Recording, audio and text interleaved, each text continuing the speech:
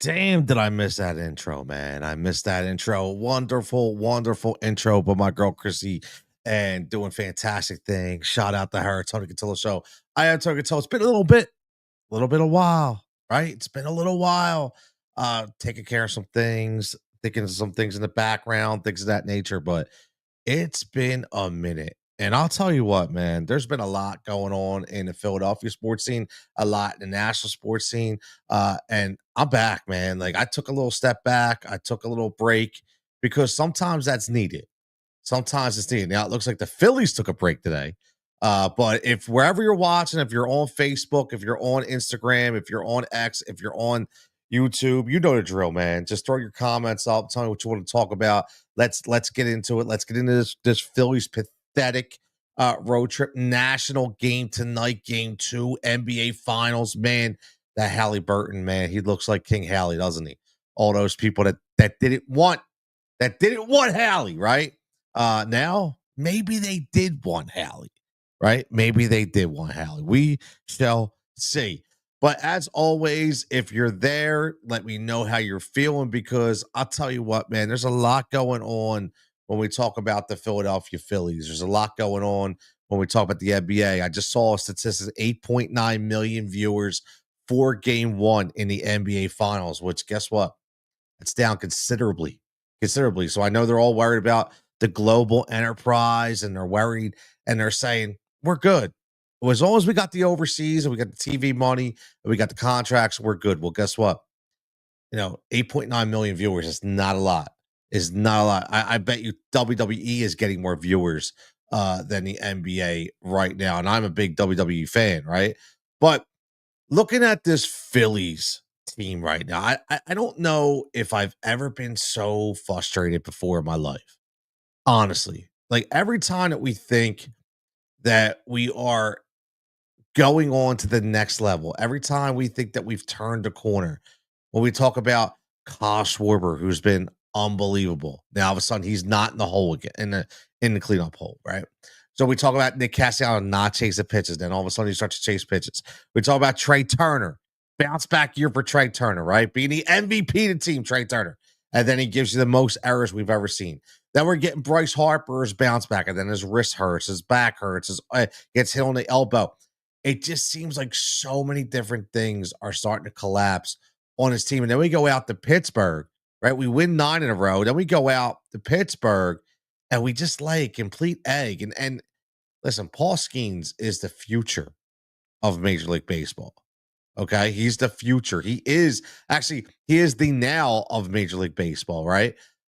But the thing about this entire game was you had a guy in Christopher Sanchez who was literally going head to head, with Paul Skeens, and you could only muster an unearned run.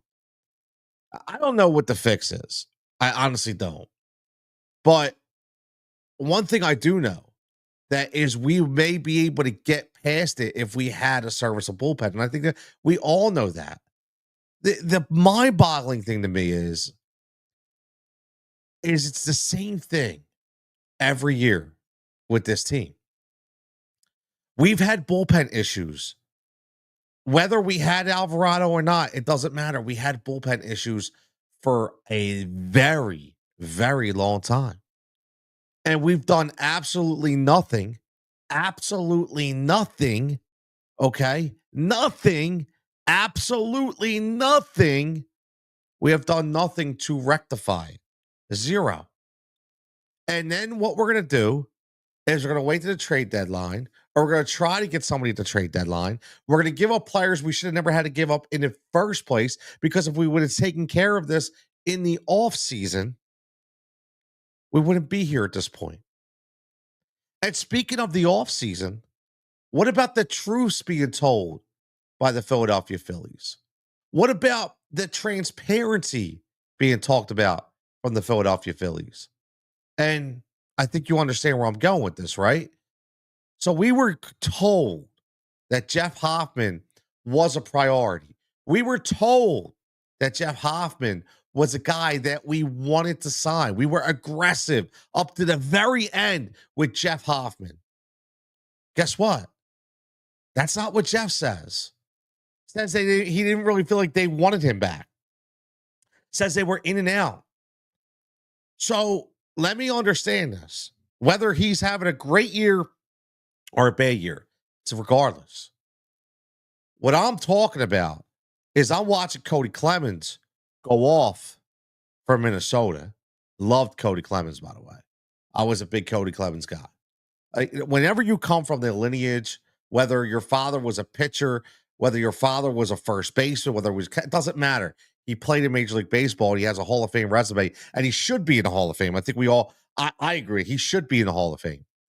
So when you have the lineage of that, you're always going to work hard. You just are, because you're always going to have that person in your corner.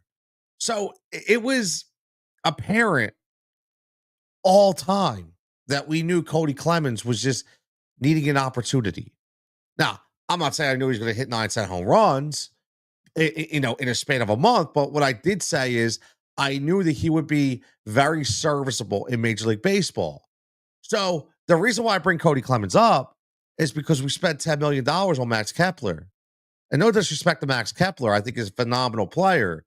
But if I said to you, would you rather have Cody Clemens and Jeff Hoffman, or would you rather have Max Kepler? Who would you pick? I think it's a very, very easy choice. You're going to pick Jeff Hoffman, and you're going to pick Cody Clemens.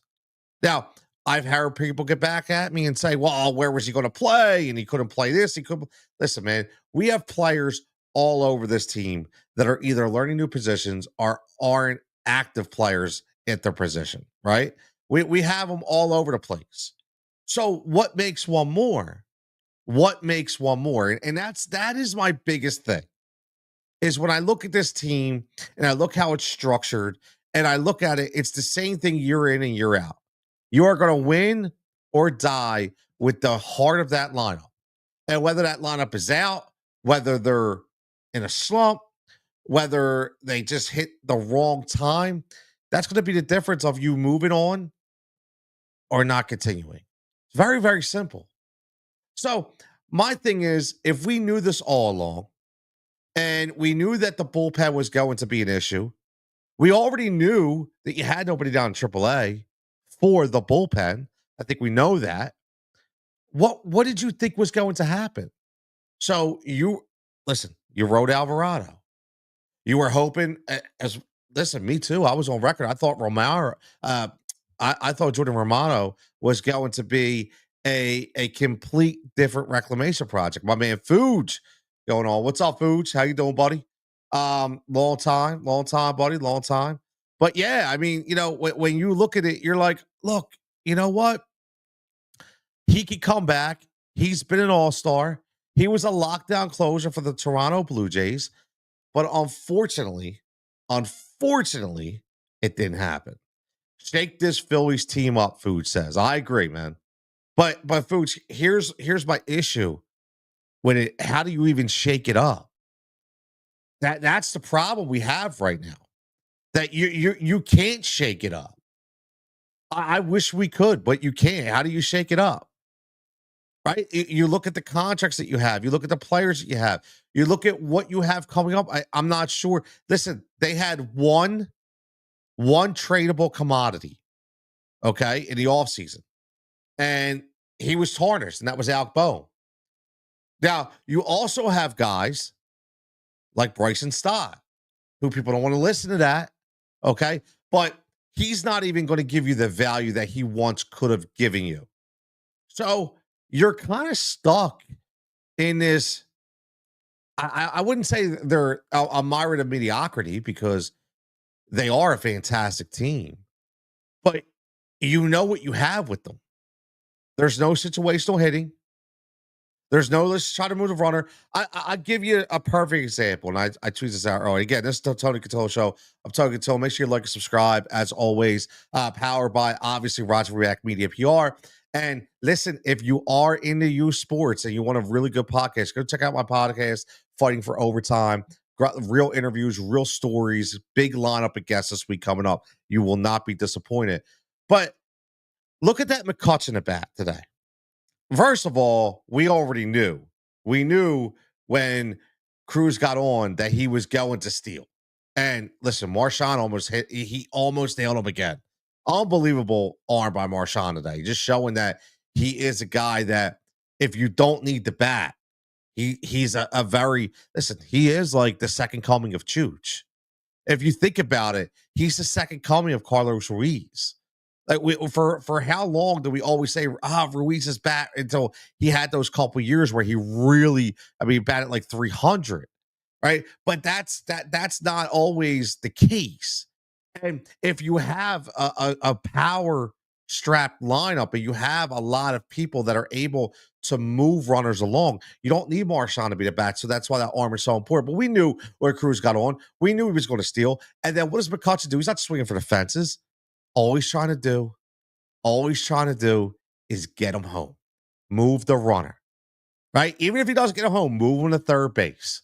A little flare, opposite field, breaks his bat, strong enough to get it over Stott, right? Get it in the right field.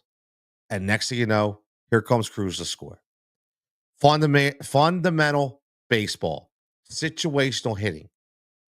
I know we've talked about it all the time. Listen, I'm not telling you guys you don't know anything that you don't know. All the people out there that know baseball understand. I think you understand what the problem is.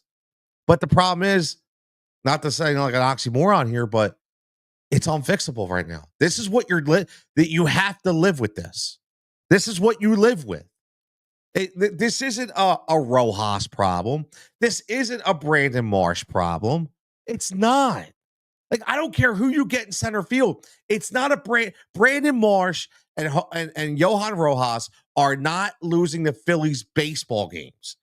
And please tell me, all you geniuses out there, okay, all your geniuses out there, please tell me if that's the case. Because I will tell you something right now. I will tell you right now that that's not the case. Okay? They're not losing you baseball games. What's losing you baseball games is not being able to hit in specific situations. Constant leaving guys on base. Bases loaded, can't get a hit. It's honestly demoralizing. It really is. And I do think that it works, or I should say, I know that it works on these hitters as well, man.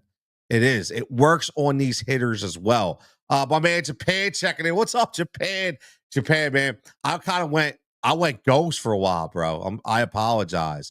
A lot of stuff going on, man. But I'm gearing up for football season. I am. I needed a break. I literally had to take a break, and get some things rolling, which I love it because the youth sports pod is really catching on, which I love every minute of it. So make sure to get Fighting for Overtime. If you're not following Fighting for Overtime, anywhere you get your podcast from, or even on YouTube, go follow the TikTok page, Instagram page. A lot of great content on there. But my man Food says, would you trade Suarez since he's a free agent after this year? Foods, I will say this. I was adamant that I would have traded Suarez in the offseason. And I think they could have had a lot more value if he didn't start on the injured list. But you're not going to sign him. We all know. Here's what bothers me. And this is, I'm glad you brought this off, Foods, because, this is where I'm going to go a little jigsaw.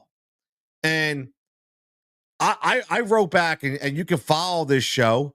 You can follow this show, okay, in friggin' February, okay, or January, when I was like, look, the biggest thing you need to do is trade Ranger Suarez. You're not going to trade. You're not going to sign Ranger Suarez. He is a lone duck out there. He is what's going to get you back. He is a rental for another team, something we've been doing for years. And then all of a sudden, all these brilliant radio hosts in Philadelphia, now all of a sudden they're talking about, do you really think we should trade Ranger Suarez? Dude, I was talking about get on board, man. Get on board and do your research. I talked about that in freaking February. But again, as always, they're always behind the 8 ball. So yes, you have to trade Ranger Suarez. He is the only guy that's going to get you anything. And stop wanting to trade these young cats, man. Stop. Like, think about it. Let's think about this for 1 second, because I'm going to blow a blood vessel in a minute. All you people that all of a sudden you just want to trade the farm away, just trade the farm away. I will say this. I will say this. I am a guy who says I want to win now. I am, always been. Listen, I was on the train of Ben Simmons out, Halliburton in. I was on the train for trade Ben Simmons for anybody, okay? Because I knew that dude wasn't going to work out. I knew he wasn't going to work out. But guess what? Guess what? We held on to him. Why? Why did we hold on to him? And he did nothing. But here's the thing. Getting back to the Phillies, the reason why I bring that up is if you get rid of these guys, please understand the age of your roster. Understand the age of these players. Contract negotiations. Understand it. Because guess what? You're going to need those guys. You're going to need Crawford. You're going to need Miller. You're going to need Painter. You're going to need these guys to step up. So what are you going to trade them for? You're going to trade them for a couple players that aren't going to get you over the top this year anyway? Like, you guys make zero sense, but I get it. You need clicks. You need the radio numbers. You need all that. Like, give me a friggin' break, man. Like, at the end of the day, that shit ain't gonna work. It's not. My man JB, checking JB. He was in Toronto. Okay, at Rogers Center. I still call it Sky Dome. Shout out, happy birthday, big dog. Man, mommy took care of you well. A full trip out there. Unfortunately, the Phillies didn't give you back any love because they sucked, right? But at least you got to see a fantastic stadium and got some alone time with the wife, man. That was awesome. I love to see it. He says radio, radio fierce Jigsaw. Can I talk about the radio for a second? Can I talk about the radio? I want to talk about the radio for a second. I don't care if I got 20 people watching me. I don't care if I got 400 people watching me. I don't care anymore. Listen, I've been silent for so goddamn long, and I've been towing the line, man, because I've been telling line and being told to be a good soldier by certain people and this and that. And I was actually buying into it for a little bit. But at the end of the day, I figured out it doesn't matter. None of that shit matters, okay? None of it matters. So I got to listen again to, and I say this, and I will continue to say it. Like, I live all, like, my emotions are worn on my sleeve. I'm a very transparent guy. I say what I believe in, and you people are going to know exactly when I say this that I've been saying it for years. Like them or not, I was a Tyrone Johnson guy. Okay. I think Tyrone was set up for failure. Unfortunately, I do. I think he was. I think that Tyrone was set up for failure. They allowed him to run down that slot, right? Honestly. And I respect everything that he ever did. Whether it didn't work or not, he tried. I get it. But my problem again is, so now all of a sudden, this is what you do. This is what you do. It's the new wave, right? So now all of a sudden, and listen, no disrespect to him, but now you're going to pull in Bill Colarulo, who we know that you love. We know that you love because you've been plugging them everywhere, right? You've been plugging them everywhere, and then you're going to give him that spot.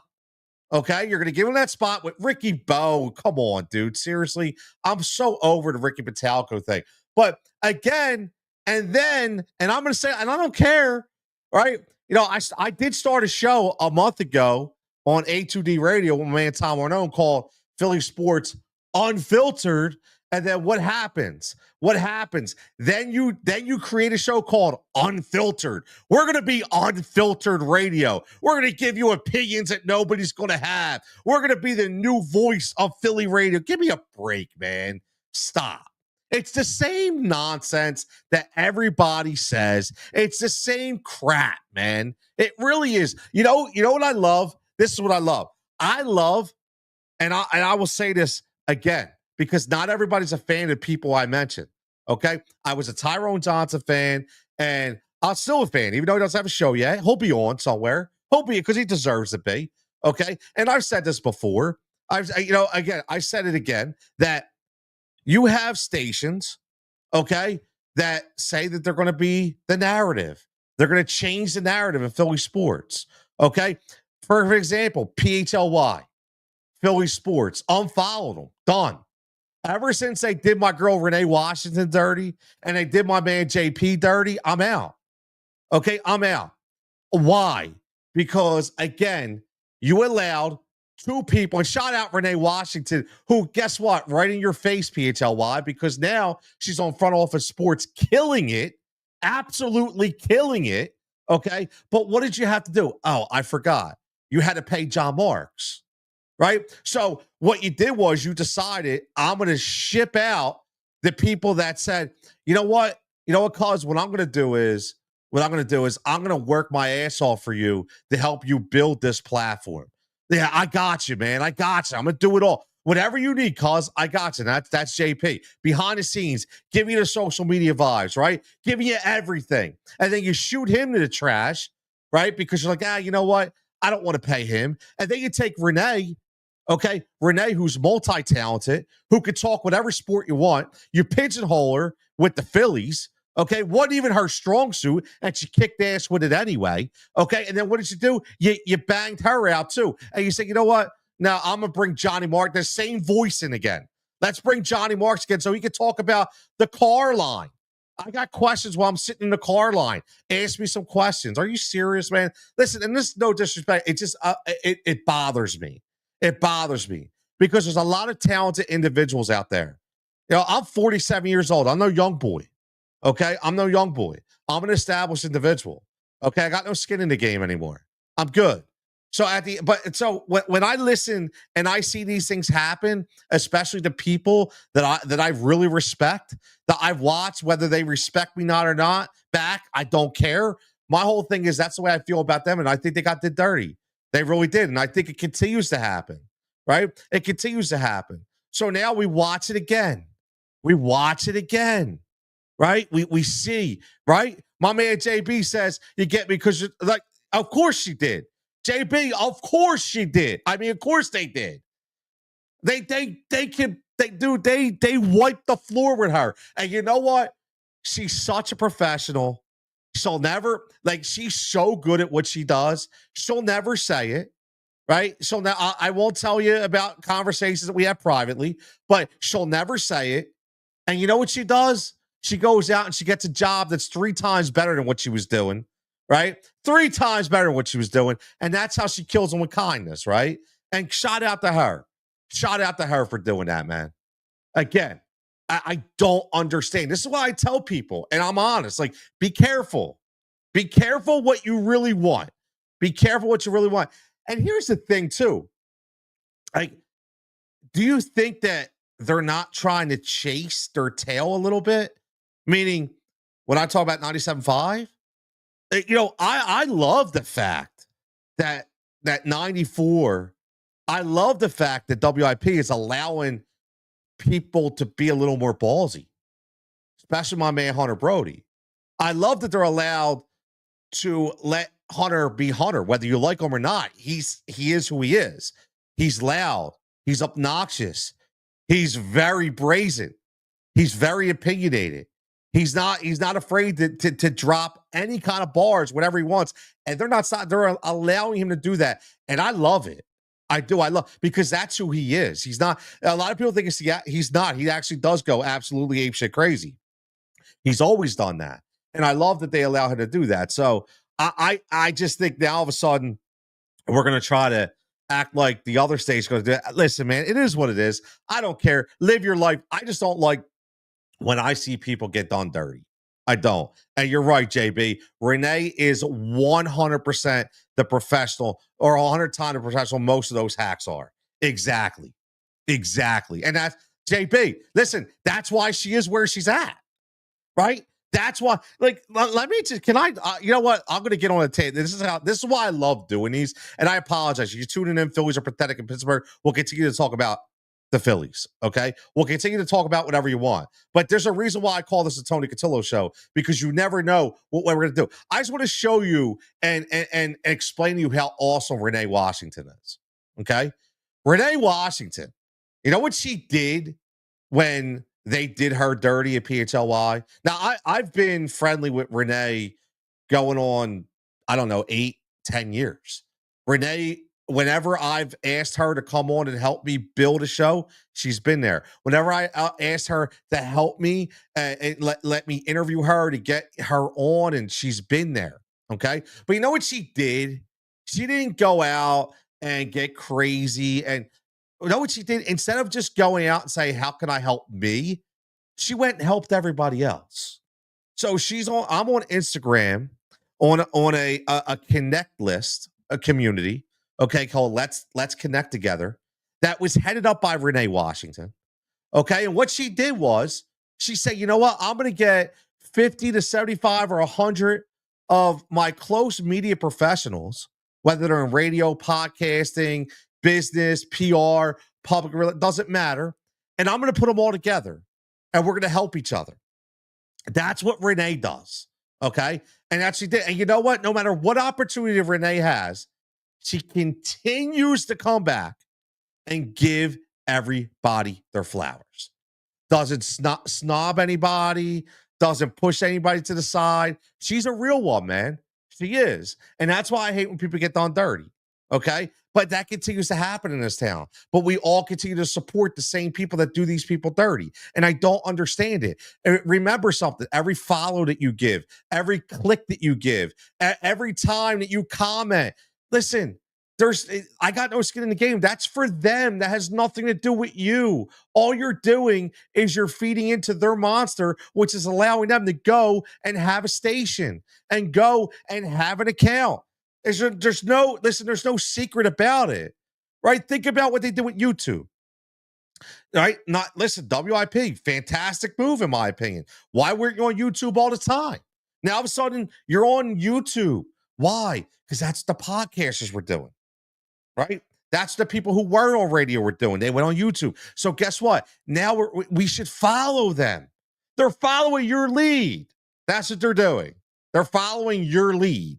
So again, I just don't understand why people have to be so toxic and things of that nature. But we'll continue to get on to that, man. You continue to get on. I know JB's loving this. Absolutely. They don't want JB. They don't want to be like me, man. They don't want to be like me. Remember, they don't want me. Nobody wants me because I'm too obnoxious. I'm too and that's the other thing, man. There's so I'm basically going to get on here a day and just basically talk it all, man, at the end of the day, because, I've been through my trials and tribulations, right? I've consistently been up and down through I've had my cup of coffee here. I've had my cup of coffee here. And just so everybody knows, okay? Because I've had a couple people reach out to me. All right. So it is fantasy football season coming up. And as you well know, for a good part of 2 or 3 years, I held down. And I will say, honestly, I held down. Okay. And I ran a very successful segment, or I should say, show, 2 hours, okay, on Sirius XM on the Fantasy Sports Radio channel, which I always had callers. I always had engagement. I always had a good time. And when I decided on my own, to leave the network that I was working for at that time of Win Daily Sports, I decided under my own that I was done. I just didn't like what was going on, and I thought it was a good time to just move away. Well, guess what? Now I wasn't good enough for the radio anymore, right? Not good enough anymore. Why? Well, because I didn't bring 4 other guys, because I didn't sell you on a network that's not really doing anything, right? That's okay though. That's okay. So again, you don't want me? It is what it is. Then comes along, listen, Veasan, fantastic network. Joe Cerullo, fantastic dude. Shout out Adam for producing. Listen, they were great to me, man. They were great. I walked away, right? I walked away. You want to know why? Because I was doing a segment every night on Mondays and Tuesdays that aired at 12:15 a.m. Eastern time, because they were in Soraka Casino out there in Vegas. And I was tired, man. I'm old. I was freaking exhausted. I was trying, man. I was taking naps during the day. I was doing it all. Listen, man, it started to mess with my health. So I was like, nah, I'm good. Like, I appreciate, and listen, the door's always open. Like that's the thing. The door's always open with Joe and Veasan and those guys over there. I it was too late for me, man. It was too late. So I made those decisions for me, right? I made those decisions for me. So don't get it twisted, man. I will say this to everybody that whether you're in radio, whether you're not in radio, whatever life you're in, or whatever facet of life that you're in, always put yourself in control. Put yourself in the driver's seat. Don't beg. Listen, please do not do that. Don't do that. They don't deserve you to beg them. Okay? They don't deserve it. At the end of the day, what you want to do is you want to just do the best you can do for you. And that's it. And if they notice you, great. If they don't, it is what it is. Just keep doing your own thing, man. Just keep doing your own thing. That's all I'm going to tell you. Just keep doing your own thing. Because when you're professional, and you do what you need to do for you and your family, that's what's most important. I just hate when they do people dirty, man. Exactly. Rich says that's it. You need to be the captain of your ship. You're right. Absolutely. You have to be the captain of your ship. Now, Adam says the Phillies holding on to players like the Sixers are holding on to Embiid. Yeah, man. Listen, yeah, Adam, you know as well as I do that we've talked about this before, right? They waited too long. They waited too long. Right? They waited too long. Right? Joel Embiid, he should have been gone. They should have moved on. And now they're stuck. Right? Now they're stuck. It's what happens. Now they're stuck and there's nothing else that they can do. Okay? Now they're stuck and there's nothing else that they can do. It is what it is, man. The Phillies, here's the thing about the Phillies. And by the way, I can't wait for this 8 p.m. game tonight. So I hope everybody's watching because I think it's going to be a fantastic game too. But the Phillies didn't hold on to anybody too long. They just never made the right adjustments, right? If you think about it, they just didn't make the right adjustments. The Phillies, they had the players, they just didn't make the right adjustments with the players that they had.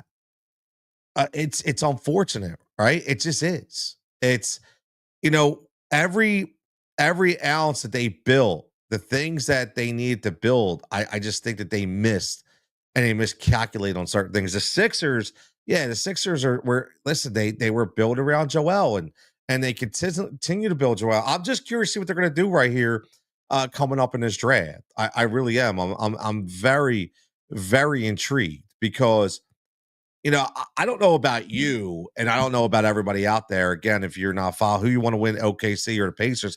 Listen, I'll be honest, Adam. I don't really care. I like them both. I like the way both these teams are built, and I will tell you this: one of the reasons why this series is so concerning to me is all it shows is how far away we are as a Sixers franchise. It shows how far away we are. Bro, we're like, if you think about it, seriously, if you think about it, we're literally like 8 to 10 years away. I'm not kidding. We're like 8 to 10 years away. Like, you look at OKC and you look at Indianapolis, or I mean, Indiana, dude, they're built for the next 3, 4 years. OKC's built for the next 9 to 12 years. Like, meaning the assets they have, the young players they have. I can't believe that we are that far behind, man. I can't. It's tough. It's tough. If you're a Philadelphia Sixers fan, man, it's tough. But I will say this: watching this series, man, like. Here's the thing, Adam. I will say this about Daryl Morey. I don't really I can't fully act like this is Daryl Morey's fault. Right? I can't. I just think that he had a lot of different moves to make. Now, the one thing I'm interested to think about here, and again, hindsight being 2020, it's always easy to go back and look but what if that move for Halliburton would have been real? What if that did happen? What if it was Halliburton instead of Harden? I'm going to be honest. I don't think it matters. I don't like. I don't think it matters. Everybody that keeps saying, "Oh, we could have had Hallie, could have had Hallie." Okay, but explain to me how that's different. You still haven't beat. You still haven't beat. So the track record of Embiid doesn't change. Even if you had Halliburton, the track record of Embiid doesn't change. It doesn't. So as you think about it, as you go on, you literally have to look at the supporting cast. Now, I don't know how that changes, but again, Embiid doesn't change, man. So I'm sorry. Like, I still don't think it matters. I don't think we win anymore. Do we get out of another round? Maybe. Do we get out of the second round? Maybe.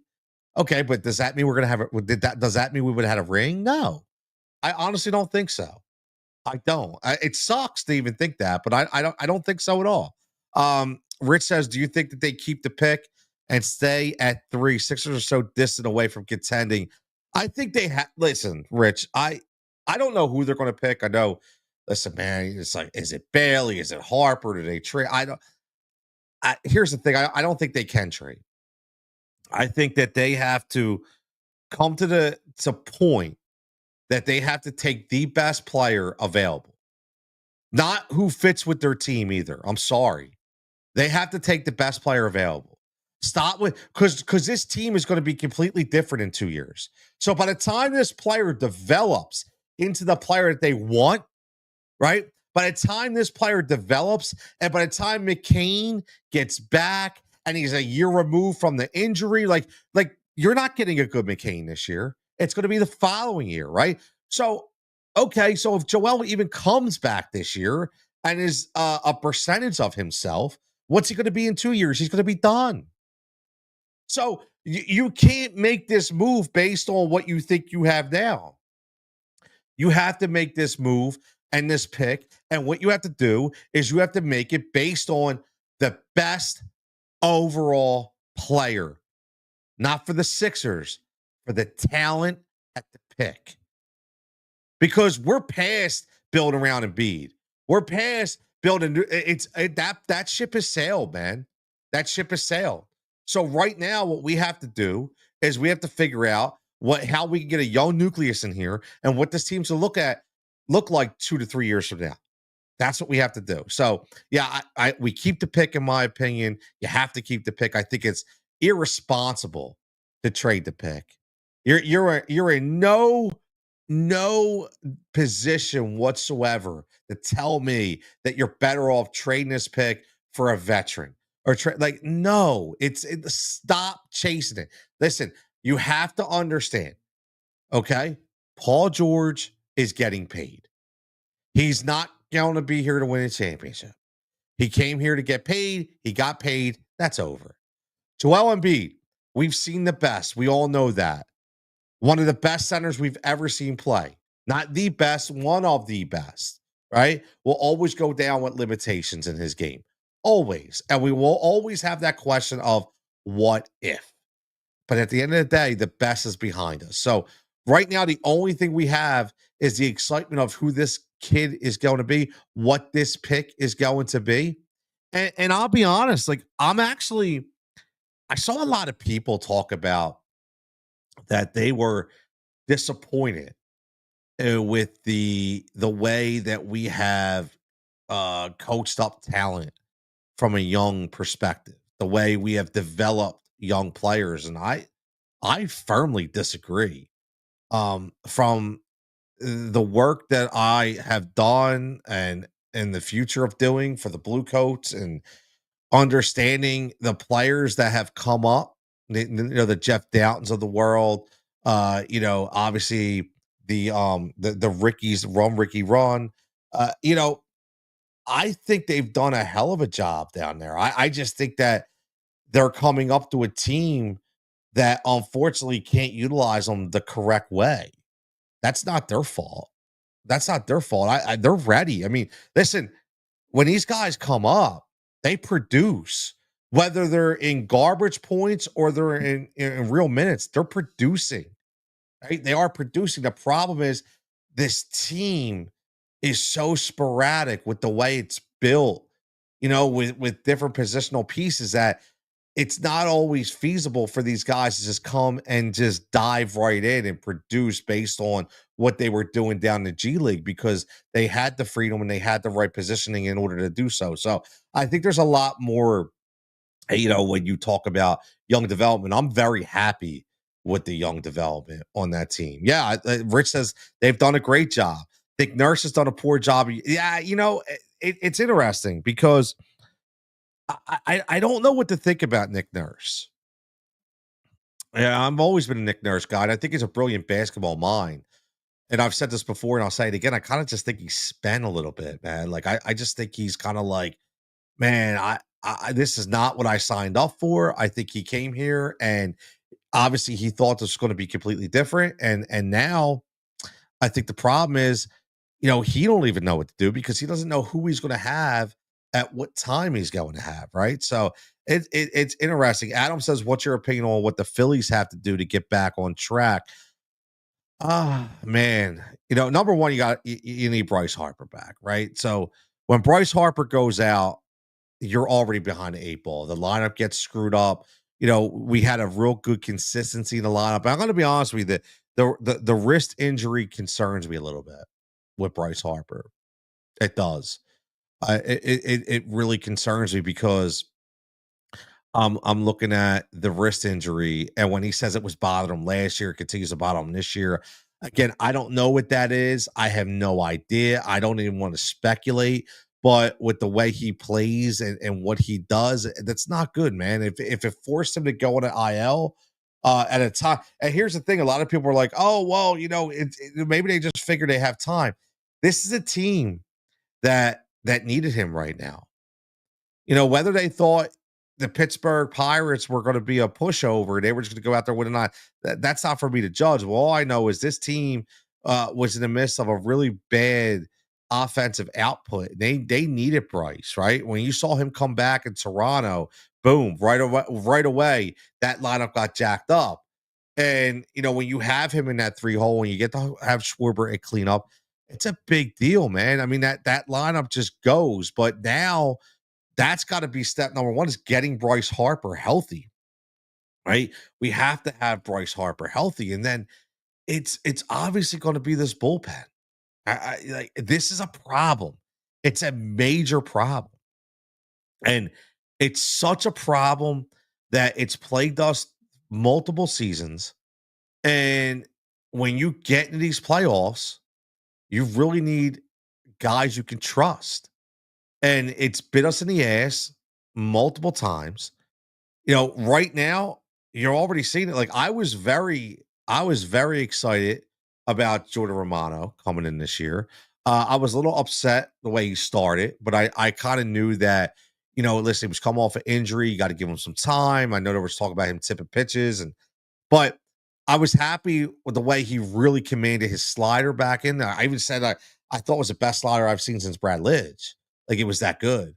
But then it seems like when he loses confidence, he loses control. And that's not a good recipe when you're looking into the playoffs. A guy that you needed to back into the bullpen, obviously to step up when you have a guy like Alvarado go out. I'm done with the Reiner Kokering. Listen, Kirkering to me, I thought had all the promise in the world. Unfortunately, he cannot continue to walk players. He cannot continue to give up hits. He relies way too much on sweepers and curveballs and change. Like this is a guy that should be a very high velocity pitcher. And again, Kirkering just is not that guy. And we're forcing him into the role right now because we don't have anybody else.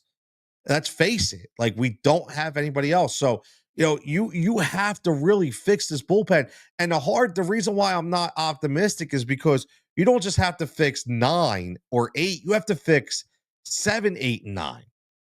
And you can't wear out your pitchers right now because you have no bullpen, because you need to preserve them longer on. I mean, listen, there is a ray of hope.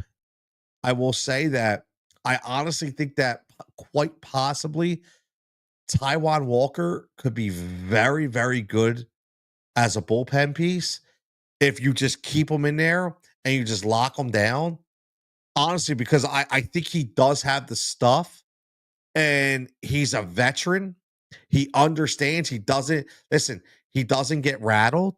And a lot of the issues with Taiwan Walker going 5, 6, 7 innings was because eventually people are going to catch up to his stuff and they're going to figure him out.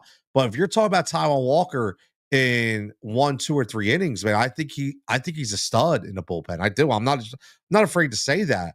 But again, that's if you keep him in there and you get to say this is your role. Rest of the year, you're not coming back to the rotation. This is your role. And I think he could be, but again, that's only one piece, man.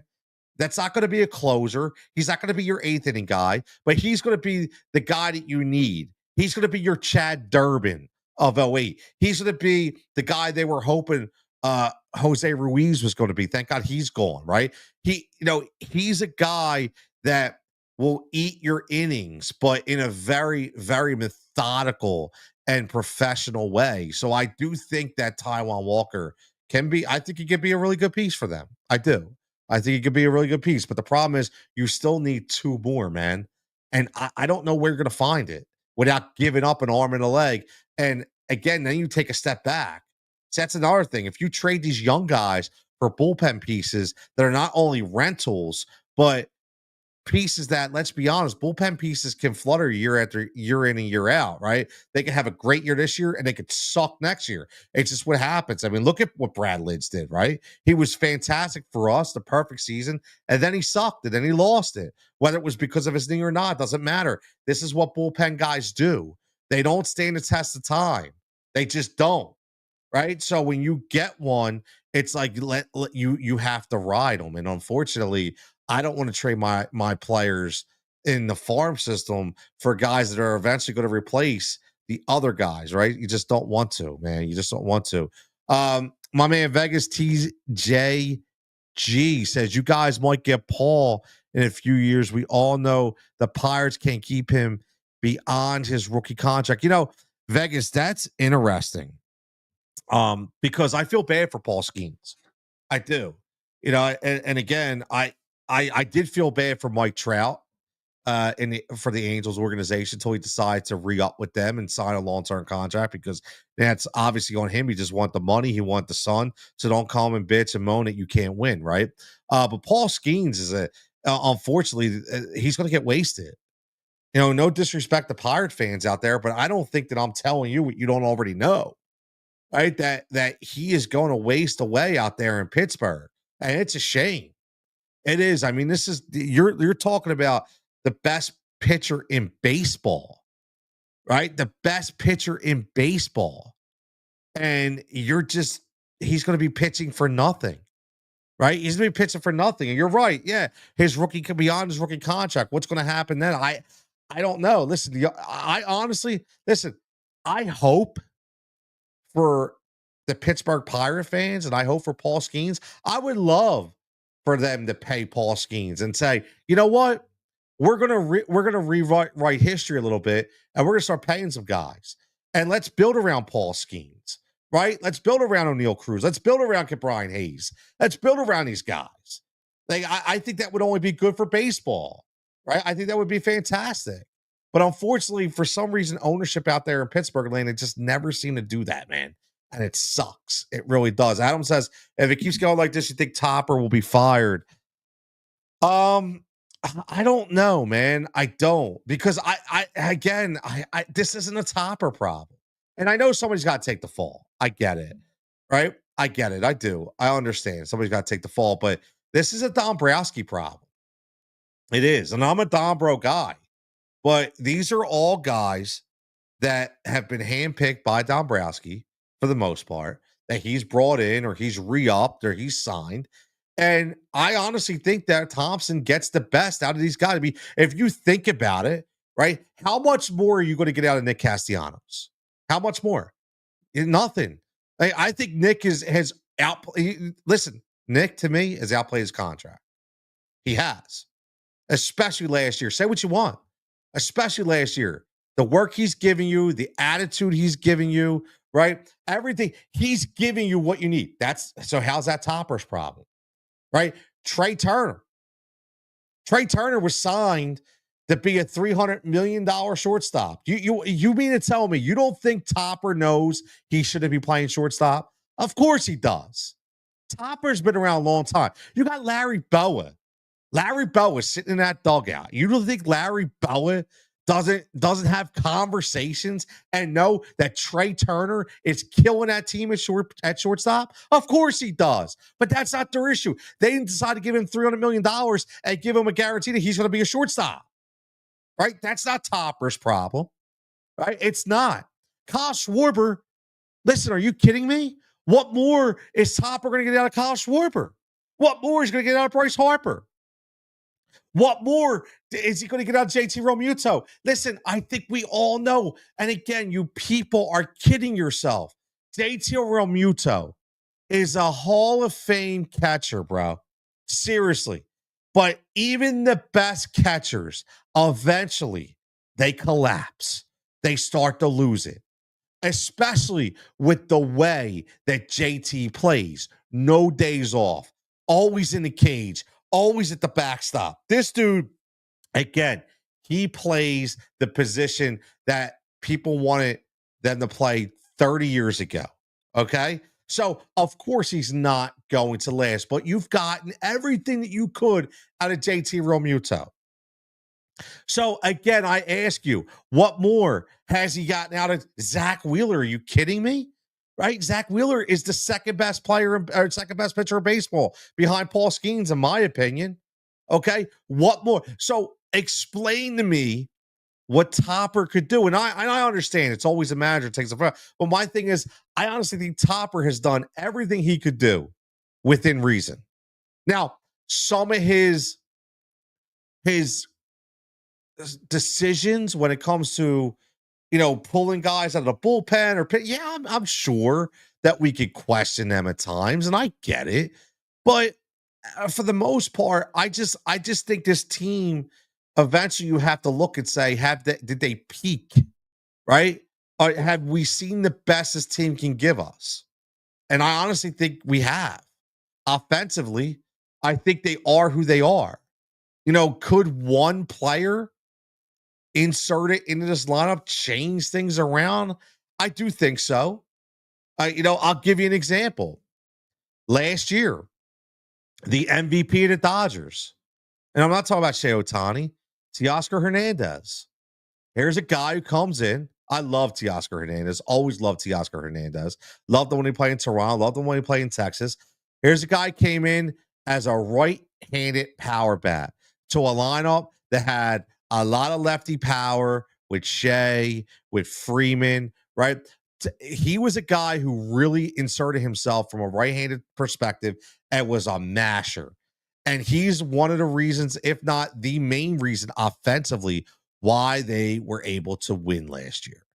So, yes, could a guy be a difference maker? Yes, I do think so. But is that guy out there? I don't know, man. Like, I don't know. I don't. It's you really have to hit it right. And I do think that we've seen the best of everybody else. So listen, maybe they find somebody. I'm not sure. But listen, it's going to be tough, man. It's going to be tough. It's going to be tough. But man, this was fun, man. We went 54 minutes. I figured I was going to go like a half hour. I've been doing this for a while. Everybody checking in, man. The normal people, as always, my man Rich, my man Adam, my man JB, check my man Japan, Vegas, TJG. If you're new, drop a like, drop a subscription, subscribe, and do a lot more of this. Listen, I got a lot of things coming up. As always, going to get back into the betting game for football season. Definitely still doing Philly sports unfiltered on A2D radio. So make sure you check that out on Thursday nights. Me and Tom Arnone every Thursday night around 10:30, 11. We drop a little Philly sports unfiltered. You never know what we're going to talk about. Obviously, the Tony Cutillo show. This will be a pop-up. Nothing scheduled whenever it comes out. So put your notification bells on and make sure. And a lot of pre-record content will be dropping as well. But my current love and passion, if you haven't listened, Fighting for Overtime, 100%. Check it out. Fighting for Overtime. It is a youth sports podcast. Make sure you check it out. Real stories, real interviews, a lot of fantastic people on there dropping some great content. Check that out. Well, man, Jose checking in says, we got to start a winning streak. This road trip was awful. And listen, Jose, here's the problem. Now we got to play Chicago. Like, if the road trip wasn't awful enough, now we gotta play Chicago, man. And Chicago is a team that's got World Series aspirations. I'm listen, this was a bit. Then now we're 4.5 behind the Mets. Like, I'm not gonna say panic, but if you're a Phillies fan, I think it's time to really start to think like, uh-oh, injuries are setting in. Offense is non-existent again. Bullpen is a complete mess, man. Adam says any on location in the works, man. Um, Adam, I will say this. I recently hooked up with a fantastic individual. I don't know if you guys know this or not, but obviously you see that this show produced by Rise and React Media, which is my media and PR company, did an event for Together We Dance. And Together We Can Dance. I'm sorry. And it's a fantastic foundation, sponsored or brought to you by this fantastic Mike Barnes and his family. And they did an event down the Union League that I helped coordinate, that I built the website for, that I did the Stripe accounts for, that I did the invoicing for, that I did a lot of stuff for. And it was fantastic. And I think that down the line there will be some live events in the works that way. Now, will they be open to the public? I'm not sure, but we'll see. And nothing's ever out of the realm of of anything, Adam. I can tell you that. But just understand that again, Adam, was a me decision. I decided to stop doing the live on location because it was a lot of work for me. It just was a lot of work, and I love doing it, but sometimes you have to think about work and health and what's good for you. So I decided to pass on that for right now, and maybe that rears its ugly head in the future. My man Tommy checking in. Congratulations, Tommy. I saw you cheesing with your diploma, which is fantastic, man. Which is great. Good for you. The man that keeps it real and honest. This is I love when people write this. Honestly, one of the best in the media game. I try, man. I try. You're not going to hop on a dial and hear me on 97.5. You're not going to hear me on 94.1. You never know. One day, maybe you'll hear me back on Sirius. Maybe I'll be back on VSiN. Maybe I'll be on another network. But one thing's for sure, you don't need to be on the radio to be in a media game. I can tell you that right now. The media game's changing a lot. And it is. And there's going to be a lot of opportunities, and there still are a lot of opportunities for podcasters, for streamers, for personalities that aren't just clickbait people, that actually keep it real and have great perspectives. And you'll see these people start to shine and continue to climb up the media ladder, so to speak. So but yeah, man, it's great, Tommy. Thanks for checking in. And again, as always, should we expect a cross? Yeah, Tommy, we are going to 100% have a shakeup. And again, I don't know if it's Crawford, and I don't again, obviously he's been mashing the ball. He's another guy I'm really high on. And I look at it like, what do you have to lose? Right? What do you have to lose? I indirectly, I love that they call Kemp up with unfortunate circumstances, right? Because of the Harper injury. But I want to see what some of these guys can do, because sometimes when you inject youth into, again, yeah. Sometimes I'll get to the comment in a second, but sometimes when you inject youth into the game a little bit, or the team, things happen, right? So yeah, I'm curious. I do think again, if he's not up this week, Tommy, he's up before the end of the month. I do. I don't think they can hold him until after the All-Star break.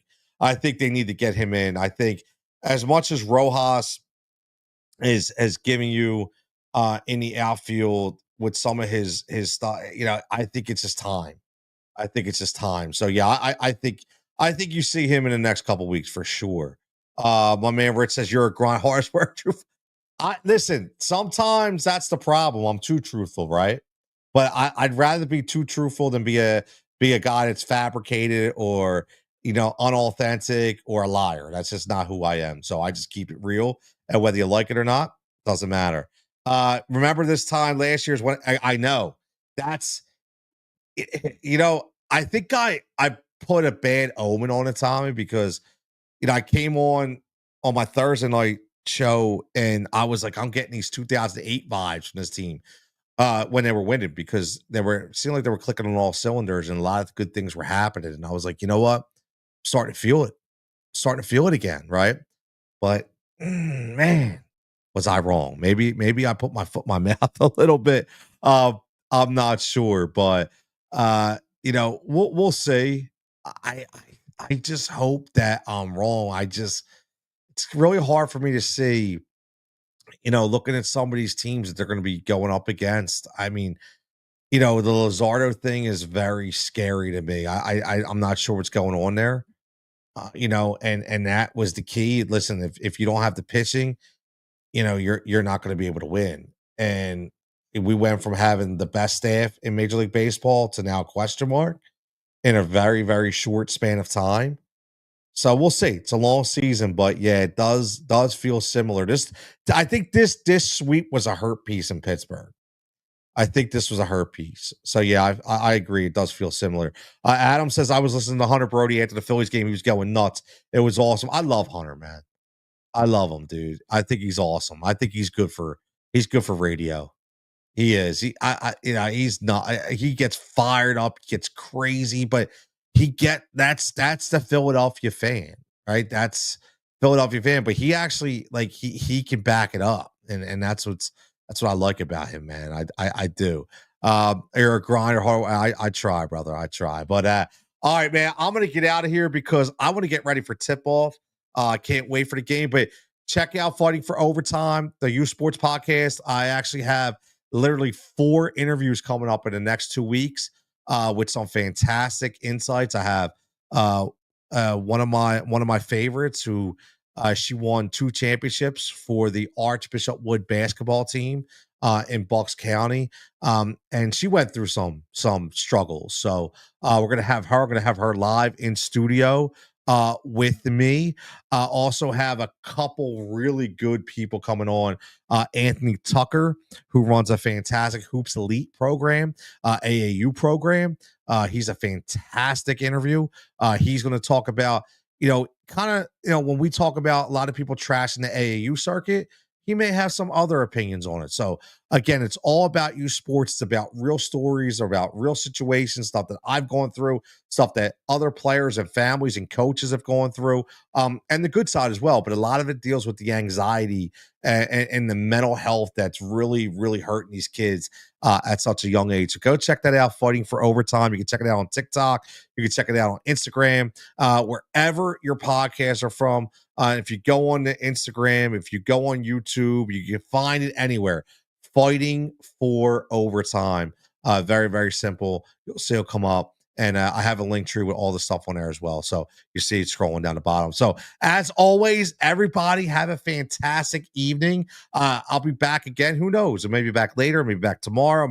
There's going to be a lot of different days going on.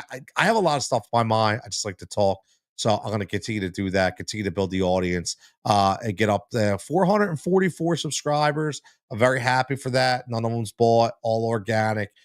So here we are, man. Let's get to 1,000. So the road to 1,000 starts. Real, authentic people. Everybody have a fantastic evening.